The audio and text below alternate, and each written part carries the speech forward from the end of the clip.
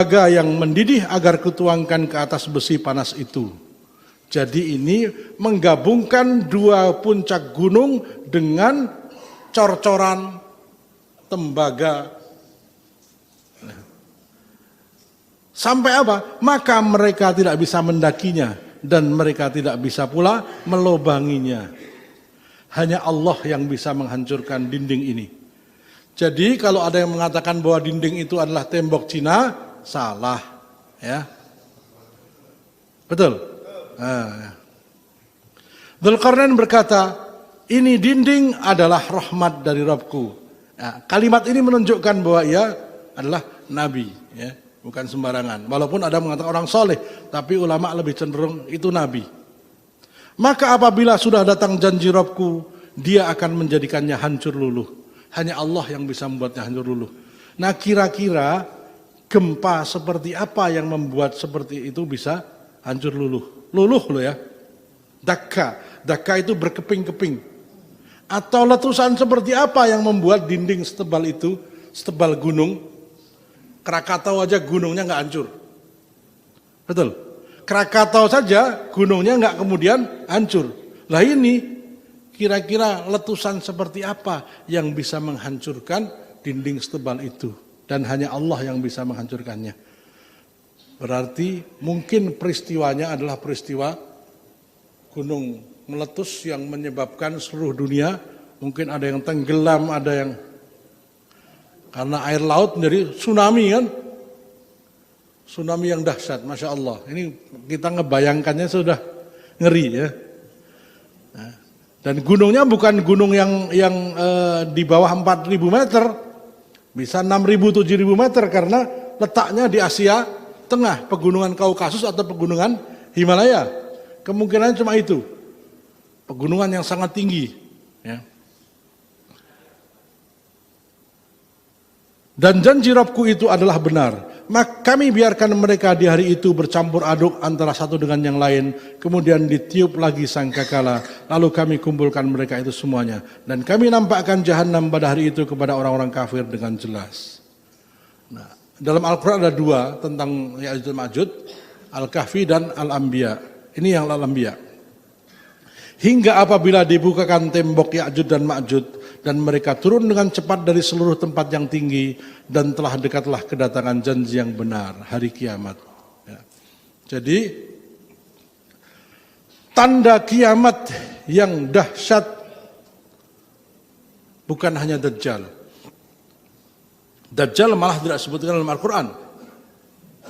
Tetapi Ya'juj dan Ma'juj malah disebutkan dalam Al-Quran. Dan itu disebutkan jika mereka telah keluar dengan cepat dari tempat yang tinggi, maka kiamat sudah dekat. Mereka cuma 7 tahun. 7 tahun menguasai bumi sampai tidak ada sejengkal tanah pun kecuali ada mereka. Jadi nanti di Palem Semi ini ada Ya'juj Ma'juj. Bukan hanya di Muarawali, bukan. Ya'juj dan Ma'juj adalah anak cucu Adam alaihissalam. Manusia. Jumlahnya gini. Kalau neraka itu 1.000 orang, anak Adam yang non Ya'juj dan Ma'juj 1. Sisanya Ya'juj dan Ma'juj. Jadi kalau hari ini 5 miliar manusia, yang Muslim 1 miliar, yang masuk neraka 4 miliar. Berarti Ya'juj Ma'jujnya 4.000 miliar. Hitungannya begitu. Nabi menyebutkan Ya'juj dan Ma'juj itu bangsa-bangsa, suku-suku. Setiap suku terdiri dari 400.000 orang. Dan satu orang tidak akan merasa puas hidup di dunia sebelum punya anak 1.000. Hadis riwayat Imam Tabari. Bukan berarti nikah, bukan. Mereka nggak punya aturan itu. Mungkin punya istrinya 200 atau pokoknya yang penting punya anak. Karena tujuan mereka memperbanyak jumlah. Hadis riwayat Imam Tabari dalam tafsir At-Tabari. Satu suku jumlahnya 400.000. Nah, salah seorang di antara mereka maksudnya adalah bahwa menjadi satu kebiasaan bahwa mereka tuh punya anak banyak, sampai-sampai ada yang pengen punya anak 1000. Jadi saking banyaknya ya. Imam Al-Alusi menjelaskan bahwa terbukanya dinding pembatas Ya'juj dan Ma'juj terjadi di masa turunnya Nabi Isa alaihissalam dari langit dan setelah terbunuhnya Dajjal. Nabi Isa masih hidup, tapi Dajjal sudah terbunuh. Para ulama berbeda pendapat dalam menentukan siapa nenek moyangnya. Ada yang menyebutkan dari sulbi Adam, jadi langsung tidak ada kayak Hawa itu dari sulbi Adam. Nah, Ya'juj dan Ma'juj ada mengatakan dari sulbi Adam dan Hawa, atau dari Adam saja. Ya. Ada pula yang menyebut dari sulbi Nabi Nuh alaihissalam, dari keturunan Sis atau At-Turk, menurut hadis Ibnu Katsir. Sebagaimana dijelaskan dalam tarikh, Nabi Nuh alaihissalam mempunyai 3 anak, Sam, Ham, Sis atau At-Turk, ya. Atau Yafis. Ya. Ada lagi yang menyebut keturunan dari Yafis bin Nuh. Yafis bin Nuh. Ya. Jadi Yafis atau ini Sis atau At-Turk kalau nggak salah itu nama yang sama. Ya. Jadi beliau putra dari Nabi Nuh yang beriman kepada Nabi Nuh. Ini yang paling masyhur. Yang jelas Turk ya. Turk adalah nama putra Nabi Nuh yang melahirkan bangsa-bangsa bermata sipit. Ya, itu. Salah satunya bangsa bernama Ya'juj dan Ma'juj yang dikurung oleh Dzulqarnain yang dijelaskan dalam surat Kahfi ayat 93 sampai ayat 100. Sekedar sebagai gambaran, selama benteng itu dibangun, apakah mereka nonton? Nonton aja atau mau bikin apaan Pak gitu kan? Nggak mungkin kan, pasti melawan kan? Nah, kira-kira kekuatannya Dzulqarnain seperti apa sehingga bisa mengalahkan dan membentengi Ya'juj dan Ma'juj? Padahal Nabi Isa tidak mampu. Nabi Isa terkepung selama 7 tahun. Di Gunung Tursina, sampai-sampai saking mahalnya bahan makanan, seekor kepala kerbau lebih mahal dibandingkan 100 dinar emas. Kalau 1 dinar itu berapa? 2 juta katakanlah, berarti harga 1 kepala kerbau 200 juta. Nah, saking ini hadis sahih, ya. Saking lamanya pengepungan, karena sudah sangat terpepet sekali, Nabi Isa berdoa. Itu akhir dari Ya'juj dan Ma'juj. Jadi dikalahkannya dengan doa yang diaminkan kaum muslimin. Itu nanti. Ya. Lalu turunlah ulat. 1 Ya'juj dan Ma'juj, didatangkan 1 ulat masuk lewat tengkuknya. Lalu mati bersamaan, jadi bareng matinya. 1, 2, 3, brrrr. Seperti padi yang kena angin. Nah, kena angin, terus langsung seketika itu ambruk semua. Ya, jasadnya itu dari Palestina ujung sampai Irak ujung, itu bergelimpangan di tengah padang pasir. Kira-kira kalau berbaris dari Jakarta sampai Surabaya, yang ujung sampai Tugu Monas, yang belum berangkat di Tugu Pahlawan, lewat jalan tol. Itu jumlah mereka kira-kira, Pulau Jawa penuh. Bayangkan kalau itu jumlah mereka seperti itu kira-kira. Maka setiap kali melewati sungai, sungai itu pasti kering. Melewati apalagi sumur ya. Nah, Rasulullah SAW hidup di gurun. Gambaran yang paling berharga waktu itu adalah air. Bisa jadi nemu emas, emasnya habisin, nemu minyak habisin semua. Itu air hanya bagian kecil dari kehidupan. Sementara kehidupan hari ini butuh macam-macam kan. Nah, cirinya bahwa mereka serakah, semua isi bumi dikeruk. Nah, saya khawatirkan kalau ciri fisik ini juga hampir sama dengan ciri sifat. Nah, cirinya sama, ternyata sifatnya nggak jauh beda kan, waduh bahaya ini. Nah.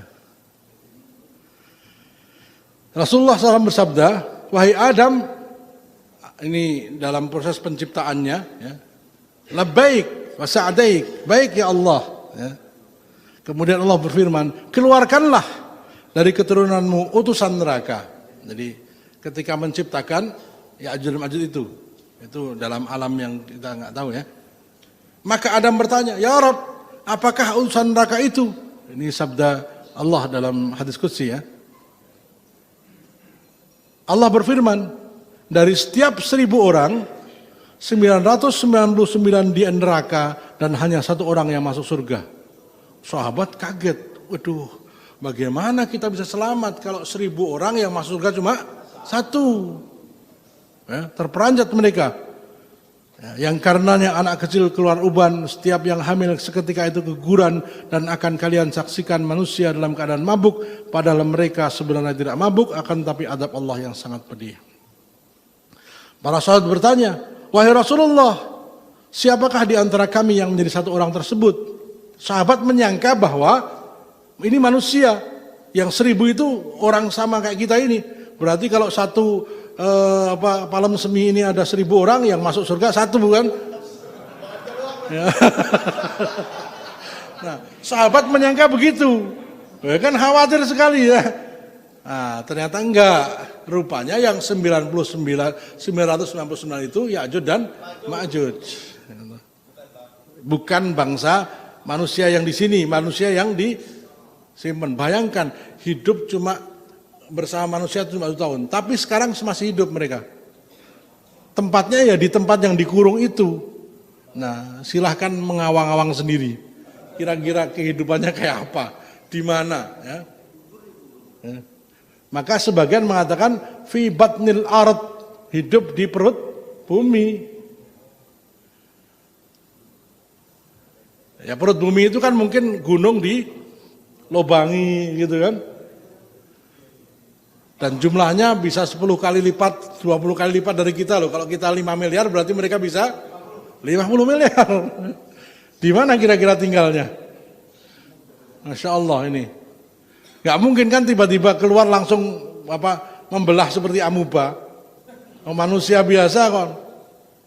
Nah, berarti sekarang ini sudah memperbanyak mereka. Masih hidup tapi dikurung oleh Dzulqarnain. Nah, ini teknologi hari ini belum bisa mendeteksi, hanya iman yang bisa. Hanya iman. Saintis nggak akan percaya. Bagaimana mungkin mereka bisa hidup tidak terdeteksi oleh radar? Seakan-akan satelit dan radar itu adalah segalanya. Allah bisa sembunyikan dengan cara Allah. Bahkan segitiga Bermuda sampai hari ini belum ketahuan rahasianya seperti apa. Kenapa pesawat selalu hilang? Kenapa kapal juga hilang. Nah, itu baru segitiga Bermuda yang tidak ada dalam Al-Quran. Apalagi yang ada dalam Al-Quran. Ini diantara mukjizat terbesar Al-Quran. Hari di mana itu kejadian, kaum kafir mengatakan, benar Muhammad. Ya, kan nggak masuk akal ada kehidupan yang hari ini tidak terdeteksi dengan teknologi yang secanggih ini. Ya, kita kemana-mana langsung ada laporan gitu, posisi Anda di sini ya. Nah, coba. Nah. Bergembiralah karena kalian berada di dalam 2 umat. Tidaklah umat tersebut berbaur dengan umat yang lain, melainkan akan berbanyaknya, yaitu Ya'juj dan Ma'juj. Jadi yang 2 umat ini, manusia keturunan Adam biasa seperti kita, dan manusia keturunan Adam dari Ya'juj dan Ma'juj. Itulah yang 999. Demi zat, lalu Rasulullah SAW bersabda, demi zat yang jiwaku di tangannya, sungguh aku berharap kalian menjadi sepertiga penghuni surga. Lalu kami pun bertakbir. Sepertiga, bukan cuma 1 banding 1000. Ya. Allahu Akbar, tenang mereka, gembira. Lalu kemudian beliau bersabda, aku berharap kalian menjadi setengah penghuni surga. Nah, ini hilang gundahnya. Tadinya kan cemas, 1:1000 gimana? Ternyata enggak. Ya. Maka bisa bayangkan manusia dibandingkan Ya'juj dan Ma'juj 1:999, sementara 1/2 itu yang separuhnya umat Muhammad. Saking sayangnya Rasulullah SAW kepada kita. Sudah cuma 1/2, separuhnya punya Muhammad SAW, umat Muhammad. Yang separuh lagi umatnya Nabi Isa sampai Nabi Adam. Itu rahmat Allah dan sayangnya Rasulullah SAW kepada kita. Dan tidaklah posisi kalian di antara manusia melainkan seperti rambut putih di kulit sapi yang hitam, atau seperti rambut hitam di kulit sapi yang putih. Sedikit sekali memang. Tapi yang sedikit itu oleh Rasulullah SAW sudah dipesankan. Ya, semoga menjadi setengah penghuni surga. Ya. Dan beliau yang akan memberikan syafaat itu. Ya. Berapa lama Ya'juj dan Ma'juj merajalela menebar kerusakan di bumi? Dalam hadis sahih disebutkan, kaum muslimin akan melakukan perlawanan terhadap Ya'juj dan Ma'juj serta panah dan perisainya selama 7 tahun. Tapi 7 tahun itu terkurung. Jadi sisa kaum muslimin hanya yang bersama Nabi Isa. Di seluruh dunia sudah habis. Bahkan kaum kafir pun sudah habis. Beda antara Ya'juj dan Ma'juj dengan Dajjal. Kalau Dajjal itu yang beriman kepadanya selamat. Ya kan? Yang beriman kepadanya selamat, di antaranya orang-orang Yahudi. Ya, selamat, orang-orang Syiah selamat. Orang-orang yang mau menganggapnya sebagai penolong selamat. Tetapi kalau Ya'juj dan Ma'juj, pokoknya selain mereka habisi. Jadi kafir atau muslim itu mereka enggak pandang, pokoknya selain mereka. Pokoknya selain mereka. Nah, kecuali yang diperlukan menjadi budak, barangkali kan gitu. Mereka juga butuh budak, butuh macam-macam lah. Ya.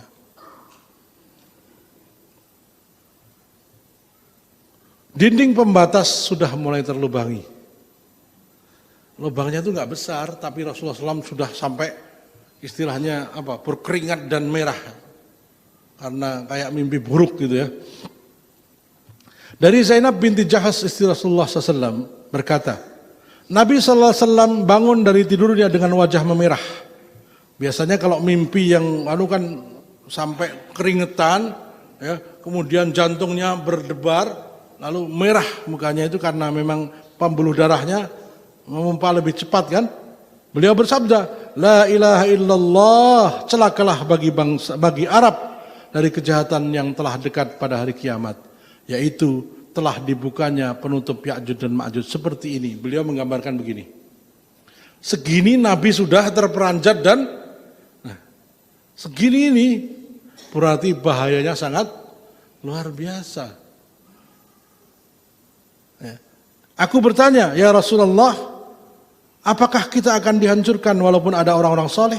Beliau menjawab, ya, jika banyak kejelekan. Nah ini pertanyaannya, kok bisa dihancurkan kan banyak orang soleh? Iya, kalau kejahatan sudah merajalela.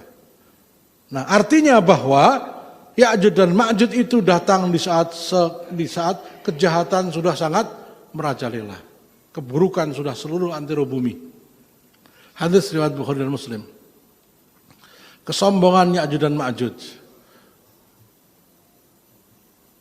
Ini kemudian hadis riwayat Muslim saya potong, di situ disebutkan Dajjal, tapi saya potong sampai di Ya'juj dan Ma'juj saja. Kemudian mereka berjalan dan berakhir di Gunung Khumar. Ini Ya'juj dan Ma'juj. Setelah keluar, mereka berjalan sampai Gunung Khumar, yaitu salah satu gunung di Baitul Maqdis. Kemudian mereka berkata, kita telah membantai penduduk bumi, mari kita membantai penduduk langit. Tuhan sudah mati. Siapa bilang kayak gini? Siapa yang bilang? Indonesia, ya? Komunis begitu juga. Nah, siapa yang paling banyak komunisnya? Nah, penduduk langit itu kan malaikat, ya. Dan ya istilahnya dewa-dewa kalau mereka kan. Tuhannya dibunuh. kita telah membantai penduduk bumi, mari kita membantai penduduk langit. Maka mereka melemparkan panah-panah dan tombak-tombak mereka ke langit. Maka Allah Subhanahu wa taala kembalikan panah dan tombak mereka dalam keadaan berlumuran darah. Mereka menyangka, sudah mati semua penduduk langit. Kesombongan yang luar biasa kan? Kalau Fir'aun hanya bikin menara untuk melihat mana Tuhannya Musa. Ini malah menyerang, tuh penduduk langit sudah mati. Hadis sahih loh, riwayat Muslim. Ini, kesombongannya seperti itu, sampai habis musuhnya, nggak ada musuh lagi. Ketika Ya'juj dan Ma'juj keluar, tidaklah melewati sesuatu kecuali dirusaknya. Tidaklah melewati danau kecuali meminumnya hingga habis. Jatiluhur habis, Waduk Cirata habis. Tidaklah mendapati manusia kecuali dibunuhnya sampai ketika mereka merasa menang membantai seluruh penduduk bumi, dia menantang penduduk langit. Mereka melemparkan panah-panah dan tombak-tombak mereka ke langit, lalu Allah Ta'ala kembalikan ke tanah dalam keadaan berlumur darah. Mereka mengira bahwa darah tersebut bukti kemenangan mereka melawan penduduk langit. Maka Allah Ta'ala binasakan seluruhnya pada saat puncak kesombongan mereka dalam waktu yang hampir bersamaan. Ini. Musnahnya Ya'juj dan Ma'juj. Ya'juj dan Ma'juj sudah ada saat ini berdasarkan dari Al-Quran dan Sunnah. Tadi sudah ya, Kahfi 93 sudah ada tapi dikurung oleh Dzulqarnain. Akan tetapi mereka yang telah ada saat ini bukanlah mereka yang nanti akan keluar di akhir zaman. Ya, karena manusia itu ada waktunya, ada matinya. Tapi mereka beranak pinak banyak. Sekedar sebagai gambaran, dalam hadis sahih disebutkan Nabi Nuh itu tingginya 60 hasta. Kalau satu hasta kira kurang lebih setengah meter, berarti 30 meter. Sepohon kelapa. Kalau Bapak diludahi basah kuyup, Pak.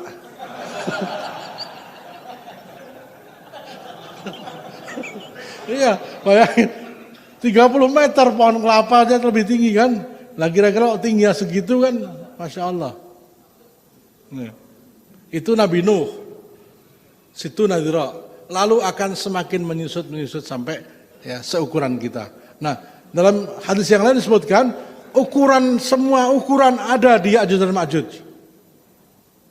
Sampai yang kecil pun ada. Gitu. Jadi ini memang manusia yang paling mengerikan. Jasadnya nanti bikin tanah tandus. Ketika mati, tanah nggak bisa ditanami apa-apa.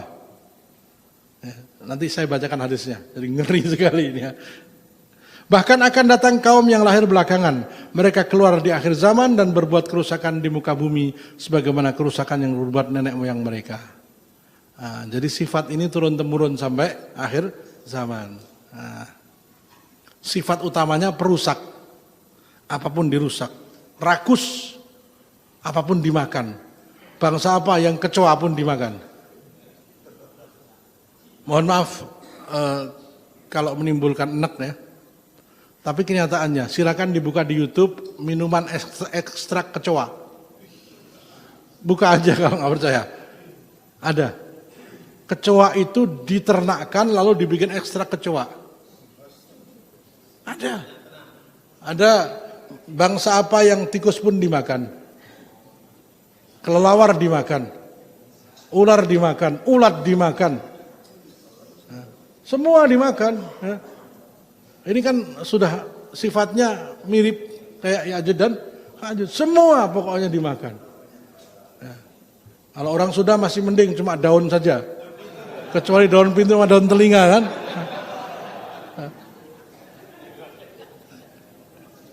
Jadi saya di Sunda, saya nggak berani terus. Nggak, saya dipanjangkan nanti dikeroyok nanti sama orang Sunda.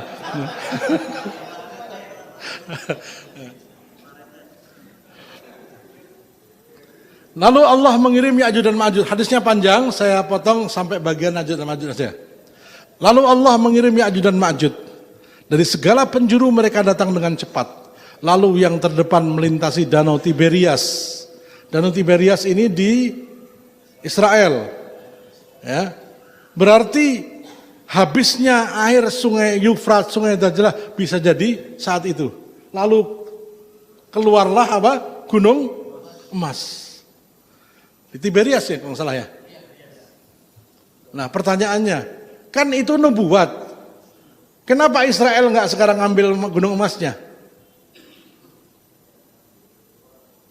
Lalu membuat satu pengeboran air yang lain gitu. Karena satu-satunya sumber air buat Israel dan Palestina adalah Danau Tiberias. Danau yang tidak pernah kering sampai hari kiamat. Ya, baru kering ketika Ya'juj dan Ma'juj datang.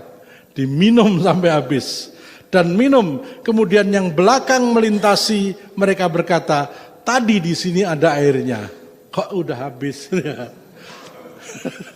Wah ini Aqua sama udah habis semua pabriknya. Nah. Nabi Allah Isa dan para sahabatnya dikepung hingga kepala kerbau milik salah seorang dari mereka lebih baik dari 100 dinar milik salah seorang dari kalian saat ini.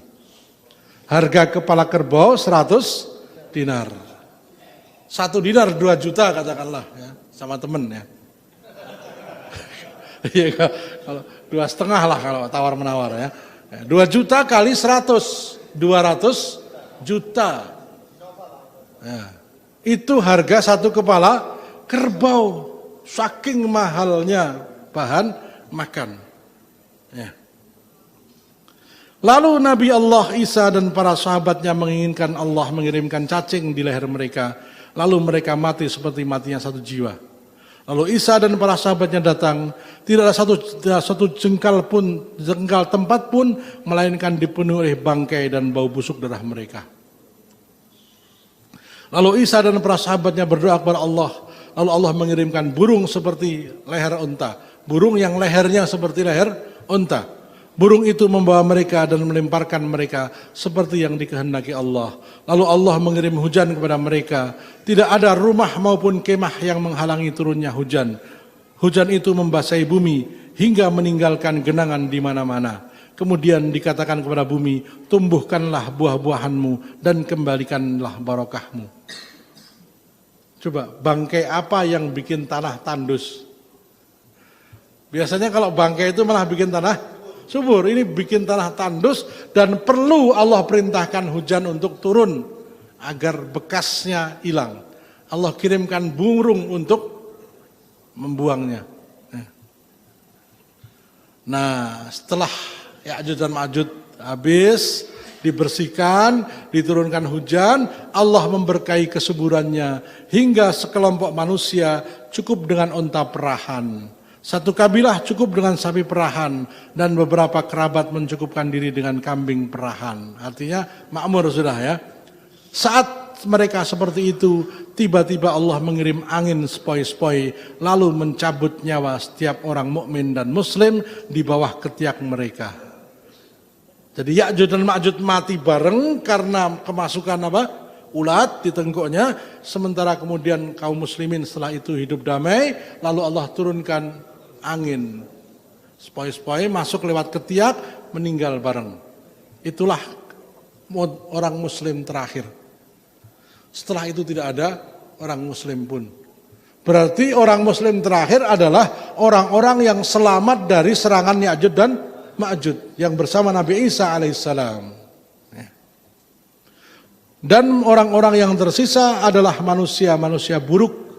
Mereka melakukan hubungan badan secara terang-terangan seperti keledai kawin. Maka atas mereka itulah kiamat terjadi. Ada beberapa kemungkinan, bisa jadi orang-orang yang bersama Nabi Musa itu sebagiannya kemudian maksiat lagi. Ada pula kemungkinan barangkali di antara manusia yang menjadi antek-anteknya Ya'juj dan Ma'juj. Jadi ulat itu bisa mendeteksi mana manusia, mana Ya'juj dan Ma'juj. Seperti burung yang dikirimkan oleh Allah menghabiskan Abraha. Nah, ini sekedar koreksi, ababil itu bukan nama burung. Ababil itu artinya berbondong-bondong, bukan burung ababil. Burung yang berbondong-bondong itu toiron ababil. Nah, karena orang Jawa, ya sudah burung ababil. Nggak apa-apa. Jadi bukan ababil nama burungnya, namanya burung, nggak tahu burung dari neraka. Nah, mereka datang dengan berbondong-bondong. Nah, berbondong-bondong itu namanya ababil. Nah, bahasa Arabnya gitu. Di Thailand ababil, burung ababil. Nah, itu.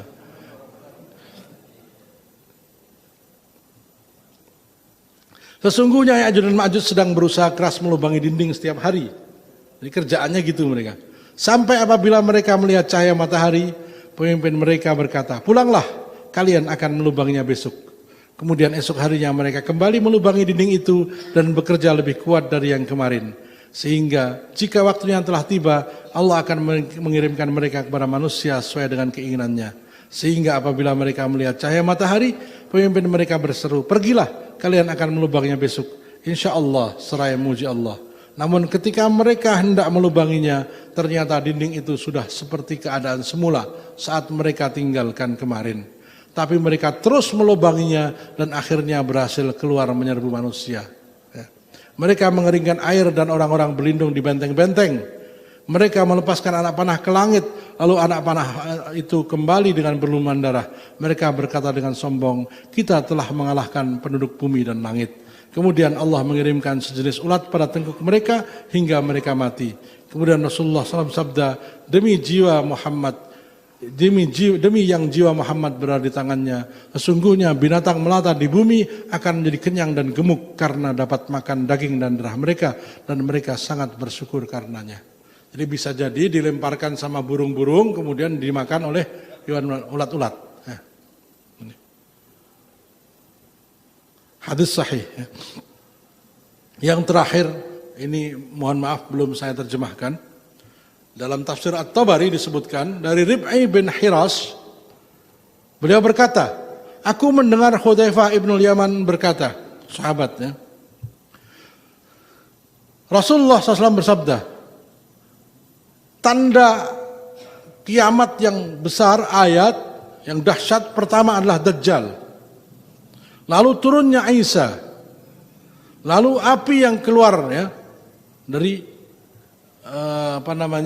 dari Jazirah Arab.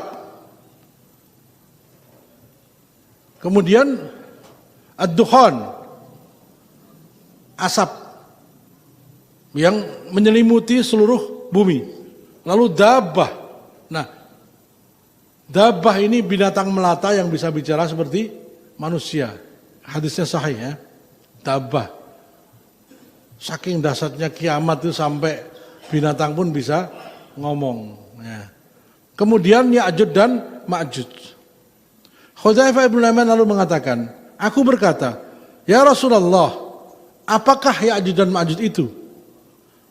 Rasulullah SAW bersabda, Ya'juj dan Ma'juj adalah suku-suku, umat-umat, bangsa-bangsa, terdiri dari banyak suku. Setiap suku jumlahnya 400.000. Ya. Tidak ada salah seorang di antara mereka tidak mati sampai ia melihat kedipan mata 1.000 orang anaknya yang lahir dari keturunannya, dari dirinya. Maksudnya laki-laki ini punya anak 1.000, menunjukkan banyaknya ya. Ini kata-kata salah seorang di antara mereka itu menunjukkan bahwa sebagian mereka begitu. 1.000 saking menunjukkan banyak. Mungkin yang lain 100, mungkin yang lain 200. Tapi intinya bahwa mereka sangat ingin berjumlah banyak sehingga nanti menguasai bumi. Nah pertanyaannya, hari ini mereka sudah ada. Mereka sudah berkembang. Manusia keturunan Adam saja berkembang menjadi 5 miliar. Nah keturunan Ya'juj dan Ma'juj kira-kira berapa miliar hari ini? Tinggal di mana? Nah, ini pertanyaan ini sangat menjadi pertanyaan besar. Di mana mereka tinggal?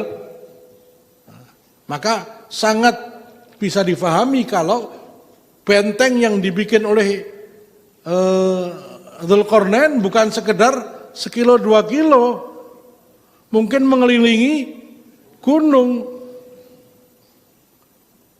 ya kan? Ya, disitulah mereka hidup. Lalu untuk memperluas ya mereka ke dalam tanah. Nah, Allah bagaimana menjaga mereka? Mungkin tanah itu mereka nggak bisa keluar. Gambaran kita kan kalau bisa nerobos ke tanah, lalu muncul di Perancis gitu kan? Atau muncul di Bali, nggak bisa. Nah, bagaimana caranya Allah yang maha tahu. Mereka hidup di bawah tanah tapi nggak bisa muncul ke permukaan bumi. Nah, itu para sebagian ahli hadis mengatakan ini adalah kasih sayang Allah SWT. Agar umat manusia keturunan Adam yang lain bisa beribadah, berkembang biak dan menjadi manusia yang baik, bertakwa kepada Allah.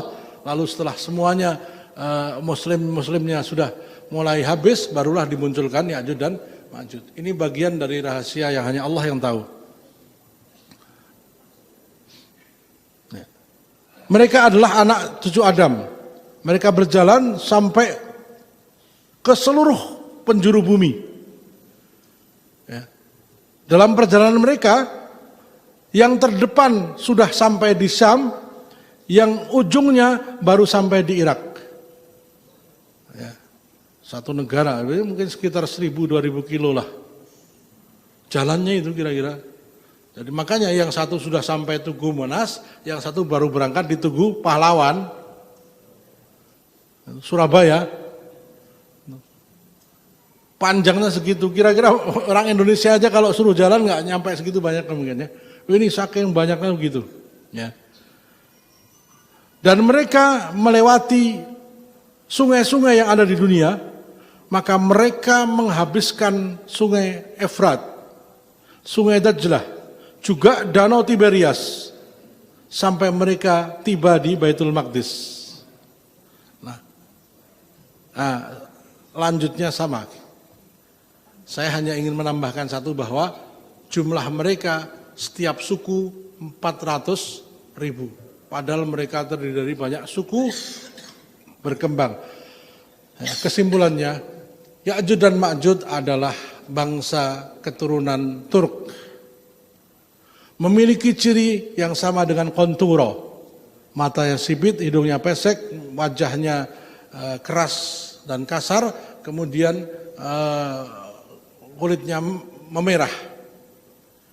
Ciri utama sifatnya adalah membuat kerusakan di muka bumi, rakus, semua dihabiskan, apapun dimakan, apapun yang dihadapannya dihancurkan. Nah, bangsa yang pertama, Konturo dan bangsa yang bermata sipit, bukan Ya'juj dan Ma'juj, tapi memiliki ciri fisik yang sama. Barangkali, mudah-mudahan tidak, Rasulullah menyebutkan kesamaan ini agar kita juga sangat waspada. Sangat bisa jadi sifatnya sama. Itu. Kalau kita lihat hari ini, ya, ada kemiripan sifat. Saya garis bawahi kecuali yang Muslim. Ya, kalau yang Muslim sudah semua sifat itu diabaikan, hilang. Ya. Kecuali yang Muslim. Nah, kayak Uighur itu sama punya sifat-sifat tapi Muslim. Maka kemuslimannya itu sudah menghilangkan semua sifat. Ya, itu harus dipahami. Nabi SAW tidak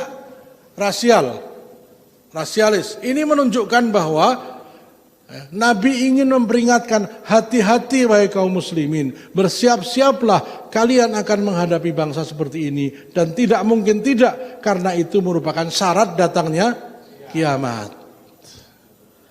Nah, kita lihat Indonesia hari ini, kekayaan bangsa Indonesia 90% dimiliki oleh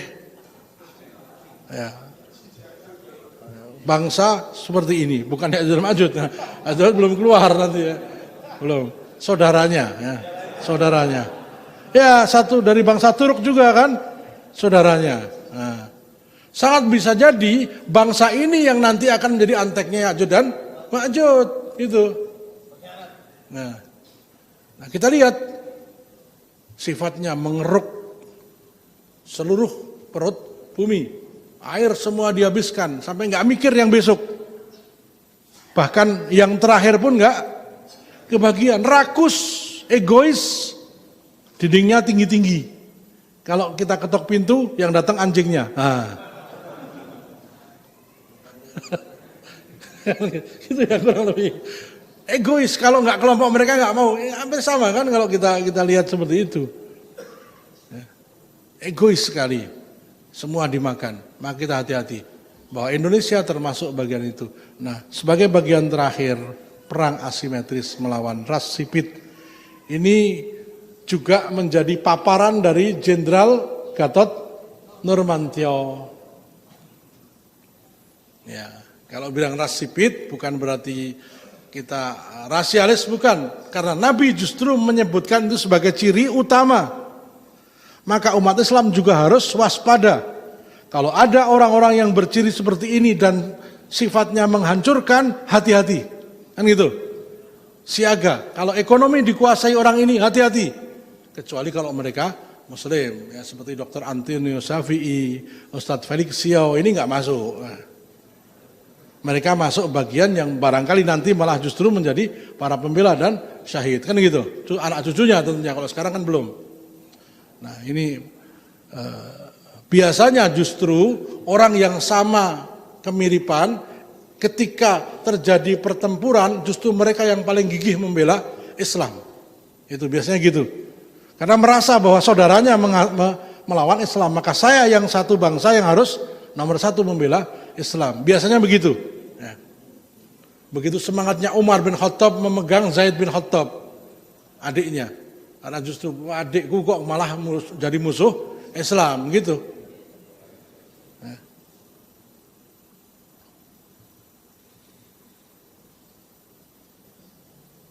Peperangan asimetris dapat dideskripsikan sebagai sebuah konflik di mana dari dua pihak yang bertikai berbeda sumber daya inti dan perjuangannya.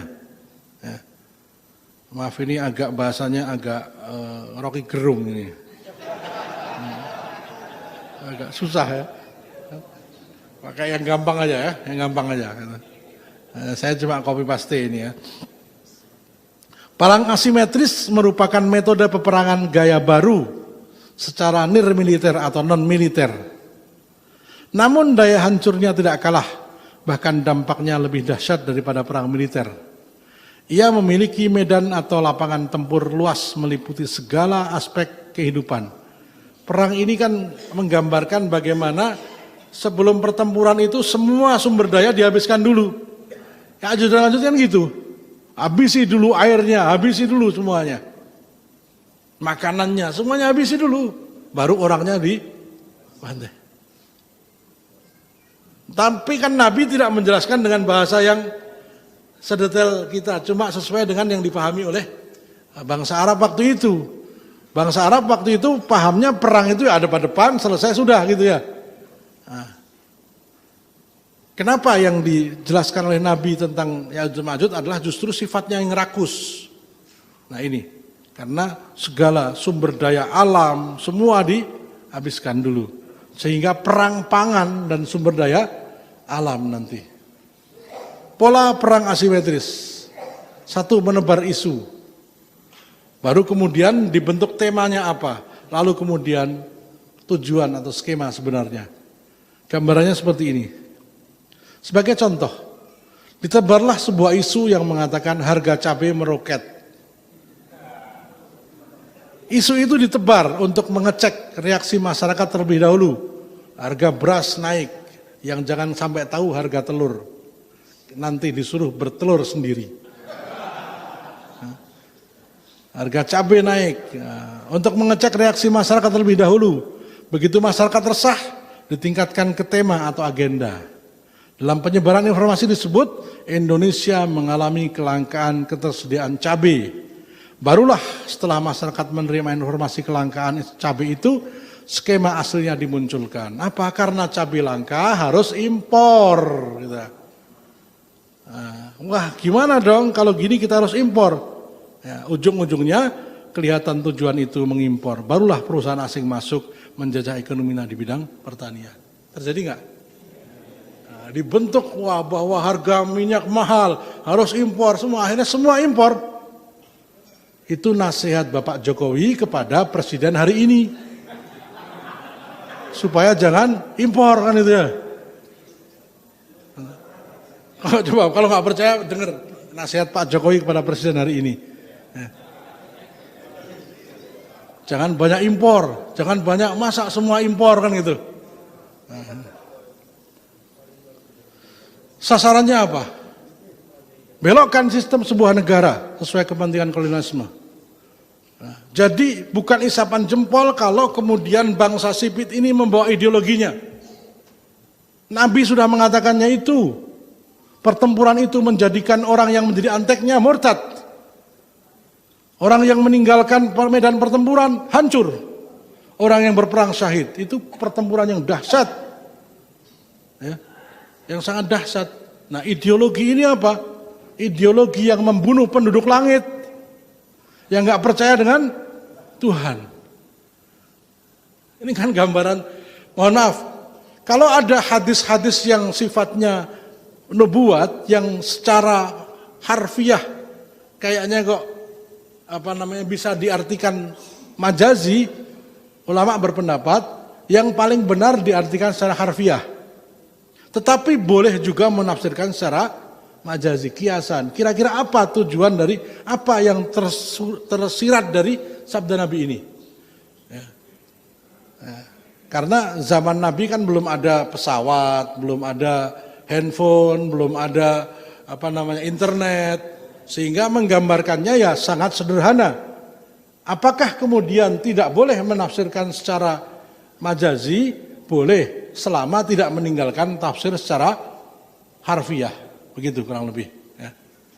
Nah, lemahkan ideologi, ubah pola pikir. Nah ini, kerusakan yang ditimbulkan bukan hanya kerusakan alam, kerusakan pola pikir sampai punya anak 1000 itu kan karena ya free sex biasanya,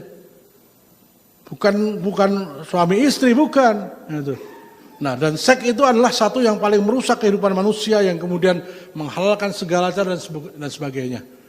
Pola pikir, gaya hidup dirusak. Lalu hancurkan ketahanan pangan dan energi security. Jaminan pasokan energinya habis. Indonesia ini sebenarnya kan negara yang paling panjang panas mataharinya. Panasnya paling terik ya. Karena di Khatulistiwa dan paling panjang 12 jam. Kenapa tidak diusahakan untuk tenaga matahari? Harusnya kan bisa. Turki aja bikin turbin di pinggir jalan tol supaya apa? Ketika ada bis lewat, dia muter. Indonesia bis banyak, segala macam banyak. Kenapa hanya mengandalkan satu tenaga? Karena itu tadi, bahwa kepentingan asing ya, untuk menguasai negeri ini sangat besar, apalagi kalau merujuk pada hadis tadi. Ya. Selanjutnya, ciptakan ketergantungan negara target atas kedua hal tersebut, food and energy, makanan dan energi. Maka sumber energi apa? Minyak dan gas. Ya, itu dibikin rakyat tidak mampu beli. Nah, makanan. Nah, sekarang ini ketergantungan kita. Coba kita tengok ke dapur. Kalau nggak Indofood ya, dari Indofood sampai ke Wing itu menguasai semua. Ke kamar mandi, Unilever. Ini yang ngomong Jenderal Riyamizat Riyakudu. Perang asimetrik merupakan perang murah meriah. Kenapa? Karena yang diserang seneng. Iya, yang diserang seneng, ya, jingkrak-jingkrak, nggak sadar sedang dihancurkan moralnya. Malah bayar mereka, coba K-pop, budaya Korea, ya, artis Korea mereka kan seneng sampai memuja segala macam. Bayar mereka untuk itu, untuk dihancurkan itu malah mereka jingkrak-jingkrak. Bangsa mana yang menjadi pemasok sabu-sabu terbesar? Bangsa mana yang di Indonesia ini, suku bangsa mana yang menjadi para pemilik karaoke, para pemasok bir dan minuman keras, para bos judi, yang membuat para pejabat menjadi rusak karena disogok dan sebagainya. Siapa yang paling berani melakukan itu? Nah, iya kan? Mohon maaf, karena Nabi menjelaskan itu, maka kita juga harus memahaminya itu. Ya, kecuali yang Muslim tentunya kan. Kembali saya katakan supaya tidak ada ketersinggungan. Tapi kenyataannya bahwa bangsa ini merusak. Di Singapura mereka sudah menguasai, di Malaysia alhamdulillah Mahathir menang. Nah, ini berkaitan dengan itu, kita penting sekali. Jika Jakarta dibom atom, daerah-daerah lain tidak terkena, tetapi bila dihancurkan menggunakan asymmetric warfare, maka seperti penghancuran sistem di negara ini hancur berpuluh-puluh tahun dan menyeluruh. Jadi sistem ketahanan pangan dan energinya dihancurkan. Terjadi enggak ini? Terjadi di Indonesia. Ketergantungan terhadap asing, utang, BPJS bangkrut. Jadi nanti kalau yang sakit itu suruh